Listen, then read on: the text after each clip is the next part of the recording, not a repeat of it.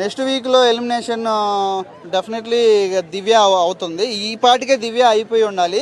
కానీ ఏంటంటే TRP rating కోసం ఒక చిన్న గొడవ జరిగింది కాబట్టి ఆ గొడవకు సంబంధించిన మంచి అంటే వైరల్ అయిపోయిందనమాట. వాళ్ళకి ఎవరికైనా టీఆర్పీ రేటింగ్ రావాలా.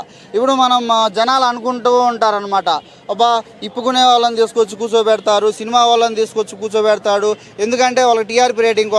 సరే, ఒక రైతుని తీసుకొచ్చి కూర్చోబెడితే ఛానల్ చూస్తాడా, మార్చేస్తాడా? ఎవడు చూడ్డు. ఒక రైతుని తీసుకొచ్చి, ఒక శాస్త్రవేత్తను తీసుకొని వచ్చి కూర్చోబెట్టి అతనితో మంచి చర్చ జరిగితే ఎవడన్నా చూస్తాడా? ఎవడు చూడ్డు. ఎక్కడైతే ఎక్స్పోజింగ్ ఉంటుందో, ఎక్కడైతే రైతు కాడ ఎక్స్పోజింగ్ ఉంటుందో ఉండదు. సినిమా వాళ్ళ దగ్గర ఉంటుంది, వైరల్ చేసే వాళ్ళ దగ్గర ఉంటుంది, రామ్ గోపాల్ వర్మ దగ్గర ఉంటుంది.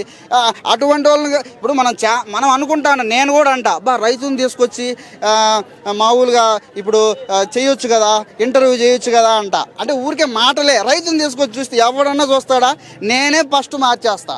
ఎందుకంటే అక్కడ ఏమి ఎంటర్టైన్మెంట్ ఉండదు, అతని కాడ అనుభవాలు తప్పకి ఇంకేమి ఉండవు అతని కాడ.